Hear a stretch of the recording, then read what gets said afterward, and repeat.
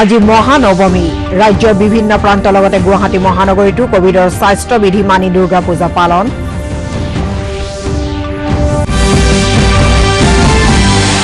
আজি প্ৰধানমন্ত্ৰী মন কি বাত পুৱা 11 বজাত আকাশবাণী আৰু দূৰদৰ্শন যোগে হ'ব এই অনুষ্ঠানৰ সম্প্ৰচাৰ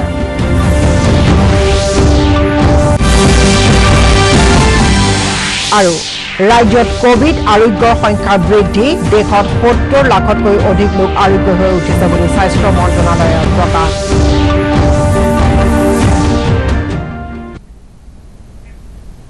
নমস্কাৰ পুৱাৰ বাতৰিলৈ স্বাগতম ষ্টুডিঅত মই জুলি শৰ্মা বৰুৱা ডিডি অসমৰ বাতৰি বিভাগৰ তৰফৰ পৰা সমুখ দৰ্শকলৈ মহানৱমীৰ শুভেচ্ছা জ্ঞাপন কৰিছো এতিয়া বিতং বাতৰি শাৰদীয় দুৰ্গোৎসৱৰ আজি মহানৱমী কোভিডৰ সকলো নীতি নিয়ম মানি পূজা মণ্ডপসমূহত পূজাৰ আয়োজন কৰা হৈছে অৱশ্যে বৰ্ষা বিঘ্নিত পৰিৱেশেও পূজাৰ উৎসাহ কিছু ম্লান কৰা পৰিলক্ষিত হৈছে এইবাৰ মাথো আধ্যাত্মিকতা আৰু পৰম্পৰা ৰক্ষা কৰিহে কঠোৰ স্বাস্থ্য বিধিৰ মাজেৰে গুৱাহাটী মহানগৰীৰ বিভিন্ন পূজা মণ্ডপত শক্তিৰ অধিষ্ঠাত্ৰী দেৱী দুৰ্গাৰ পূজা অৰ্চনা কৰা হৈছে পুৰোহিতৰ মন্ত্ৰোচ্চাৰণৰ ধ্বনিৰে যথাবিহিতভাৱে নৱমী পূজা আৰম্ভ হৈছে মাস্ক পৰিধান আৰু চেনিটাইজাৰেৰে হাত পৰিষ্কাৰ কৰাৰ ওপৰত পূজা সমিতিসমূহে যথেষ্ট গুৰুত্ব আৰোপ কৰিছে বিগত বছৰৰ দৰে এবাৰ পূজা উদযাপন কৰিব পৰা নাই যদিও দুৰ্গতি নাকিনী দুৰ্গাই যেন কোভিড-19কে ধৰি সকলো অসুৱা অপ্ৰীতি পৃথিৱীৰ পৰা আঁতৰ কৰি দিয়ে সকলোৱে তাৰেই কামনা কৰিছে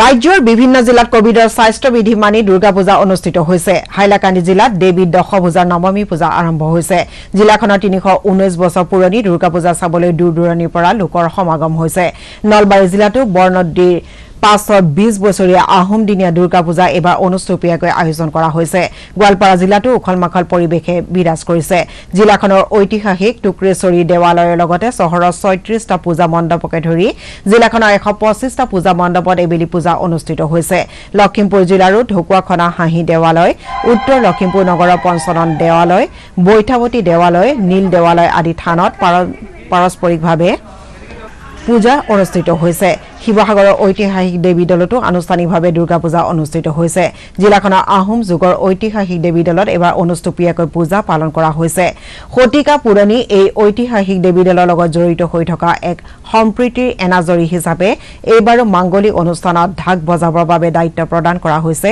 ইছলাম ধৰ্মাৱলম্বী দৌলা পৰিয়ালক একেদৰে ৰাজ্যৰ যোৰহাট দৰং গোলাঘাট শোণিতপুৰ আদিকে ধৰি অন্যান্য জিলাতো ধৰ্মীয় পৰম্পৰাৰে দুৰ্গা পূজা অনুষ্ঠিত হৈছে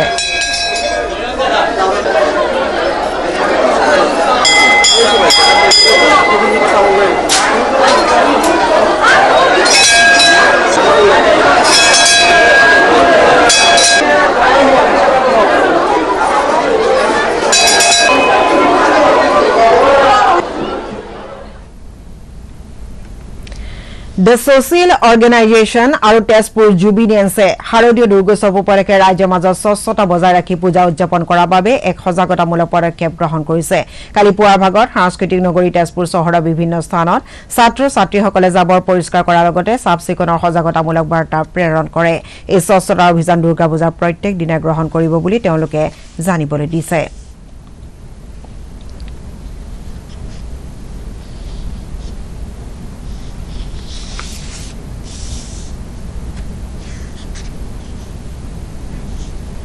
প্ৰধানমন্ত্ৰী নৰেন্দ্ৰ মোদীয়ে আজি পুৱা 11 বজাত আকাশবাণী যোগে 70 সংখ্যক মন কি বাত অনুষ্ঠানত অংশগ্ৰহণ কৰিব এই অনুষ্ঠান আকাশবাণী আৰু দূৰদৰ্শনৰ সকলো নেটৱৰ্ক যোগে পোনপটীয়াকৈ সম্প্ৰচাৰ হোৱাৰ লগতে আকাশবাণী ৱেবছাইট আৰু মোবাইল এপ যোগেও সম্প্ৰচাৰ কৰা হ'ব আকাশবাণী ডিডি নিউজ প্ৰধানমন্ত্ৰীৰ কাৰ্যালয় আৰু তথ্য আৰু সম্প্ৰচাৰ মন্ত্ৰণালয়ৰ ইউটিউব চেনেল যোগেও এই অনুষ্ঠান সম্প্ৰচাৰিত হ'ব প্ৰধানমন্ত্ৰীৰ হিন্দী ভাষণৰ পাছতে ইয়াৰ আঞ্চলিক ভাষান্তৰ সম্প্ৰচাৰ কৰা হ'ব প্ৰধানমন্ত্ৰী নৰেন্দ্ৰ মোদীয়ে কালি গুজৰাটত তিনিটা বৃহৎ প্ৰকল্প ভাৰ্চুৱেলি উদ্বোধন কৰে। ইয়াৰ ভিতৰত আহমেদাবাদৰ UN Mehta institute of cardiology and research centre নামৰ হৃদৰোগ চিকিৎসালয়খনো আছে। আহমেদাবাদৰ অসামৰিক চিকিৎসালয় চৌহদত স্থাপন কৰা এই চিকিৎসালয়খন দেশৰ আটাইতকৈ বৃহৎ হৃদৰোগ চিকিৎসালয় বুলি কোৱা হৈছে। প্ৰায় 470 কোটি টকা ব্যয়েৰে এই চিকিৎসালয়খন নিৰ্মাণ কৰা হৈছে। প্ৰধানমন্ত্ৰীয়ে কয় যে প্ৰতিখন গাঁৱত স্বাস্থ্য সেৱাৰ মান বৃদ্ধি কৰাৰ বাবে চৰকাৰে প্ৰচেষ্টা অব্যাহত ৰাখিছে। প্ৰধানমন্ত্ৰীয়ে কিষাণ সূৰ্যোদয় নামৰ আন এখন আঁচনিও উদ্বোধন কৰে। এই আঁচনিখনৰ জৰিয়তে গুজৰাটৰ 3খন জিলাৰ কৃষকলৈ দিনৰ ভাগত বিদ্যুৎ যোগানৰ ব্যৱস্থা কৰা হৈছে। এই প্ৰকল্পই গুজৰাটৰ কৃষকসকলৰ জীৱন অধিক সমৃদ্ধ কৰিব বুলি তেওঁ আশা প্ৰকাশ কৰে। আনহাতে প্ৰধানমন্ত্ৰীয়ে কালি জুনাগড়ৰ গিৰনাৰত বিশ্বৰ দীৰ্ঘতম মন্দিৰ ৰজ্জু পথটো উদ্বোধন কৰে। প্ৰধানমন্ত্ৰীৰ এই উদ্বোধনী কাৰ্যসূচীত গুজৰাটৰ মুখ্যমন্ত্ৰী বিজয় ৰূপানী আৰু উপ মুখ্যমন্ত্ৰী নীতিন পেটেলেও অংশগ্ৰহণ কৰে। सुजलाम सुफलाम और सौनी योजना के बाद अब सूर्योदय योजना गुजरात के किसानों के लिए मील का पत्थर साबित होगी। किसान सूर्योदय योजना में सर्वोच्च प्राथमिकता गुजरात के किसानों की आवश्यकता को दी गई है। बिजली के क्षेत्र में बरसों से गुजरात में जो काम हो रहे थे वो इस योजना का बहुत बड़ा आधार बने हैं। एक समय था जब गुजरात में बिजली की बहुत किल्लत रहती थी।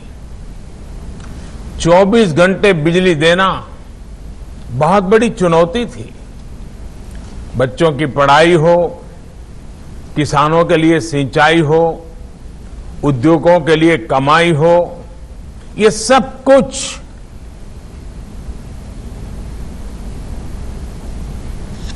राज्यत कोविड आरोग्यर हार क्रमागतभाৱে বৃদ্ধি পাইছে। স্বাস্থ্যমন্ত্ৰী ডক্টৰ হিমন্ত বিশ্ব শৰ্মাই যোৱা নিশা এক টুইটযোগে কয় যে কালি 12,263 গৰাকী লোকৰ নমুনা পৰীক্ষা কৰাৰ পাছত 258 গৰাকী লোকৰ দেশত কৰোনা সংক্ৰমণ ধৰা পৰে। ইয়াকে লৈ ৰাজ্যখনৰ মুঠ আক্ৰান্তৰ সংখ্যা 2,03,967 লৈ বৃদ্ধি পাইছে। কালি নতুনকৈ 2,948 গৰাকী লোক সুস্থ হৈ উঠা এতিয়ালৈকে আৰোগ্যৰ সংখ্যা হৈছে গৈ 1,82,791। ৰাজ্যখনত সম্প্ৰতি 20,271 গৰাকী লোক চিকিৎসাধীন হৈ আছে। কালি দিনটোত গোৱালপাৰা আৰু কামৰূপ মহানগৰ জিলাৰ এগৰাকীকৈ লোকৰ মৃত্যু হয়। ইয়াকে লৈ এতিয়ালৈকে ৰাজ্যত কোভিডত মৃত্যু হোৱা লোকৰ সংখ্যা 902 লৈ বৃদ্ধি পাইছে। দেশত কোভিড-19 ৰোগৰ পৰা আৰোগ্য হোৱা লোকৰ সংখ্যা ক্ৰমান্বয়ে বৃদ্ধি পাইছে। কেন্দ্ৰীয় স্বাস্থ্য মন্ত্ৰণালয়ৰ তথ্য অনুসৰি এতিয়ালৈকে দেশত 70 লাখতকৈ অধিক লোক আৰোগ্য হৈ উঠিছে।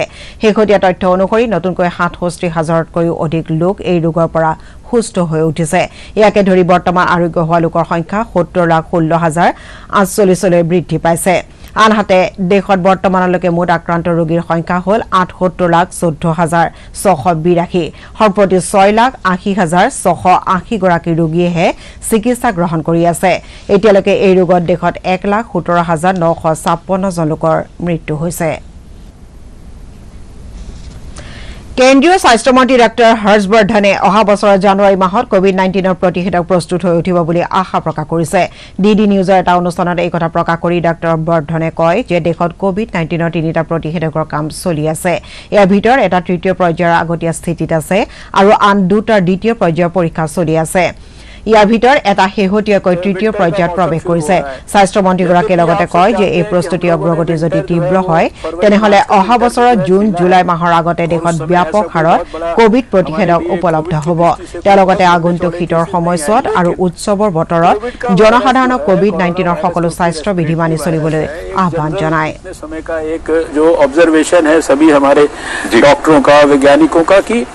रेस्पिरेटरी वायरस जो है वो सर्दी के मौसम में उनका ट्रांसमिशन फास्ट हो सकता है, इसलिए सर्दी का ध्यान रखते हुए भी इम्पेंडिंग जो अगले 2-3 महीने हैं और खासकर जैसा आपने अभी कहा फेस्टिवल्स, अभी हमारा विजयदशमी से अगर हम आज से भी सोचें तो विजयदशमी से लेकर दिवाली तक और दिवाली से लेकर क्रिसमस तक और क्रिसमस से लेकर मकर संक्रांति तक अगले 3 महीने लगातार हमारे किसी न किसी कारण से फेस्टिवल्स के हैं।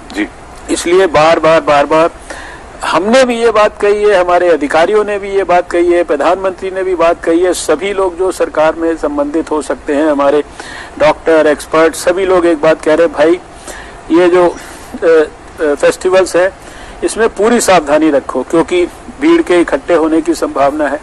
आपको जरूरी नहीं है कि आप फेस्टिवल मनाने के लिए बाजार में ही जाएं तो पूरी प्रिकॉशंस लें, कोशिश करें कि अपने परिवार के साथ, मैं तो लगातार कह উদালগুৰি জিলাৰ ভূটান সীমান্তৰ টেনজিং বডোচা নামৰ উদ্যমী যুৱকজনে নিজাববীয়াকৈ গঢ়ি তোলা ইকো টুৰিজম টি হাউছে পৰ্যটন ক্ষেত্ৰলৈ আশাৰ বতৰা কঢ়িয়াই আনিছে। জিলাখনৰ ভূটান সীমান্তৰ খৈৰাণীত উদ্যমী যুৱকগৰাকীয়ে নিজৰ জৈৱিক চাহ বাগিচাত এই টি হাউচ গঢ়ি তুলিছে। উল্লেখযোগ্য যে টেনজিং বডোচাৰ জৈৱিক চাহপাতে ইতিমধ্যে দেশ বিদেশৰ সমাদৰ লাভ কৰিবলৈ সমৰ্থ হৈছে। একেদৰে তেওঁ নিজৰ চাহ বাগিচাখনক বন্যহস্তী অনুকূল কৰি গঢ়ি তোলাৰ উপৰিও এডাল গছৰ ফেৰেঙনিত 4টাকৈ কোঠাযুক্ত পৰ্যটন গৃহ সাজি দেশ বিদেশৰ পৰ্যটকক আকৰ্ষণ কৰিবলৈ সমৰ্থ হৈছে। সম্পূৰ্ণ নিজা প্ৰচেষ্টাৰে স্বাৱলম্বী হৈ যুৱকজনে আন বহু নিবনুৱা যুৱক যুৱতীৰ বাবে আদৰ্শ সৃষ্টি কৰিছে। ইতিমধ্যে টেনজিং বডোচাক মুখ্যমন্ত্ৰী সৰ্বানন্দ সোণোৱালে উদ্যমী যুৱক ৰূপে সন্মানিত কৰিছে। 110 কিলোমিটাৰ মান হয়। সো ৰাস্তা পদূলি ভাল অলমোষ্ট এতিয়া, কিন্তু জাষ্ট যেটো এন্ট্ৰেন্স প্ৰায় 5 কিলোমিটাৰ মান ৰাস্তা অলপ বেয়া আছে, তথাপি মানুহ ধুনীয়াকৈ আহি পালে ভাল পৰিৱেশ কৰিব। ট্ৰি হাউচৰ প্ৰজেক্ট মই ইকো টুৰিজমৰ প্ৰজেক্ট মই যোৱা অলমোষ্ট এতিয়া 2 বছৰ হ'ল। 2 বছৰত প্ৰথমতে মই ভাবিছিলোঁ যে মানে ইমান ৰিমোটত, ইমান ভিতৰীয়া ঠাইত কোনে আহিব, ৰাস্তা পদূলি ভাল নহয়, কাৰেণ্ট নাই, ইলেক্ট্ৰিচিটি নাই, পানীৰ সুবিধা নাই। কিন্তু মই ভাবিছিলোঁ নিজে থাকিবৰ কাৰণে বনাম বুলি, তেনেকুৱা এটা কনচেপ্ট লৈ পেলাই কাম কৰিছিলোঁ। কিন্তু লাহে লাহে লাহে এতিয়া এনেকুৱা হ'ল যে মানুহ চবেই এনেকুৱা ঠাই বিচৰা হ'ল, ইয়াত আহি পালে খুব আমাৰ মানুহবিলাক যিটো আনন্দ এটা অনুভৱ কৰে। চ' ঠিক তেনেকুৱাকৈ আমি যিমান ভূটানৰ বৰ্ডাৰৰ কিনাৰৰ যিমানখিনি ঠাই আছে সেইবোৰত আমি টুৰিজিম ধুনীয়াকৈ ডেভেলপ কৰিব পাৰে, আৰু আমাৰ মানুহবিলাক একগোট হৈ পেলাই টুৰিজিমটো ডেভেলপ কৰিব লগা আছে বুলি মই ভাবোঁ। কেন্দ্ৰীয় চৰকাৰে সামগ্ৰী আৰু সেৱা কৰ চমুকৈ জিএছটি বাৰ্ষিক ৰিটাৰ্ণ জমা কৰাৰ সময়সীমা 31 ডিচেম্বৰলৈকে বৃদ্ধি কৰিছে। কোভিড-19 মহামাৰী তথা লকডাউনৰ সময়ছোৱাত ব্যৱসায়সমূহ স্বাভাৱিকভাৱে চলাব নোৱাৰাৰ বাবে বহু লোকে চৰকাৰৰ ওচৰত জিএছটি ৰিটাৰ্ণ জমা দিয়াৰ ক্ষেত্ৰত সময়সীমা বঢ়াই দিবলৈ আবেদন কৰিছিল। ইয়াৰ ভিত্তিতে চৰকাৰে 2018-2019 বিত্তীয় বৰ্ষৰ বাবে ৰিটাৰ্ণ জমা দিয়াৰ সময়সীমা এই বছৰৰ 31 ডিচেম্বৰলৈকে বঢ়াই দিছে। আয়কৰ দাতাসকলক আয়কৰৰ ৰিটাৰ্ণ জমা দিয়াৰ ক্ষেত্ৰত অধিক সময় প্ৰদান কৰিবলৈ কেন্দ্ৰীয় চৰকাৰে কালি এই বছৰৰ আয়কৰ ৰিটাৰ্ণ জমা দিয়াৰ অন্তিম সময়সীমা 31 ডিচেম্বৰলৈকে বঢ়াই দিছে। 2019-2020 বিত্তীয় বৰ্ষৰ ক্ষেত্ৰত ব্যক্তিগত আয়কৰ দাতাসকলে এতিয়া পূৰ্বৰ 30 নৱেম্বৰৰ পৰিৱৰ্তে 31 ডিচেম্বৰলৈকে নিজৰ ৰিটাৰ্ণ জমা দিব পাৰিব। বিত্ত মন্ত্ৰালয়ে এক বিবৃতিত প্ৰকাশ কৰিছে যে যিসকল কৰদাতাৰ একাউণ্ট অডিট কৰাৰ প্ৰয়োজন আছে তেওঁলোকৰ ক্ষেত্ৰত এই সময়সীমা 31 জানুৱাৰী 2021লৈকে বঢ়াই দিয়া হৈছে। আন্তৰ্জাতিক আৰু ঘৰুৱা লেনদেনৰ ক্ষেত্ৰত সকলো ধৰণৰ অডিট প্ৰতিবেদন জমা দিয়াৰ সময়সীমাও এই বৰ্ষৰ 31 ডিচেম্বৰলৈকে বঢ়াই দিয়া হৈছে। পশ্চিম কাৰ্বি আংলং জিলাৰ বৈঠালাংছত কেইবাদিনো ধৰি হৈ থকা নেৰানেপেৰা বৰষুণে বান পৰিস্থিতি জটিল কৰি তুলিছে। ইতিমধ্যে বৰপানী নদীয়ে অঞ্চলটোৰ বহুকেইটা গড়কাপ্তানি পথ বুৰাই পেলাইছে। বৃহত্তৰ বৰচালি অঞ্চলৰ বহুকেইখন গাঁৱৰ যাতায়াত ব্যৱস্থা ব্যাহত হৈছে।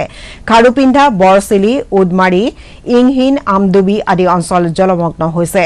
বানৰ ফলত কৃষিভূমিৰো ক্ষতি হৈছে। ইফালে এতিয়াও বৰষুণ অব্যাহত থকাত অঞ্চলটোৰ নৈপৰীয়া ৰাইজ শংকাত ভুগিছে।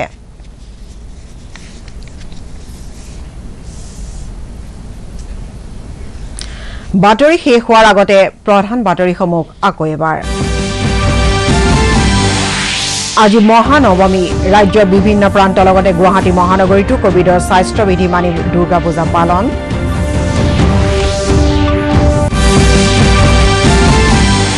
আজি প্ৰধানমন্ত্ৰীৰ মন কী বাত, পুৱা 11 বজাত আকাশবাণী আৰু দূৰদৰ্শন যোগে হ'ব এই অনুষ্ঠানৰ সম্প্ৰচাৰ।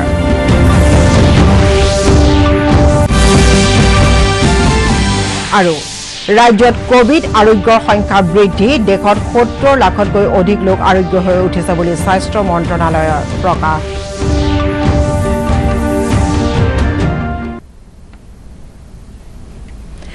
বাতৰিৰ পৰা বিদায় লোৱাৰ আগে এটা কথা মনত পেলাই দিছো কৰোনাক পৰাস্ত কৰিবলৈ শাৰীৰিক দূৰত্ব বজাই ৰাখক সঘনাই সাবুনেৰে হাত ধুওক অথবা হ্যান্ড স্যানিটাইজাৰ ব্যৱহাৰ কৰাৰ লগতে সঠিকভাৱে মাস্ক পিন্ধিবলৈ নাপাহৰিব দূৰদৰ্শনৰ মাস্ক আপ ইণ্ডিয়া অভিযানত সহযোগ কৰক আৰু কৰোনাক পৰাভূত কৰক মাস্ক আপ ইণ্ডিয়া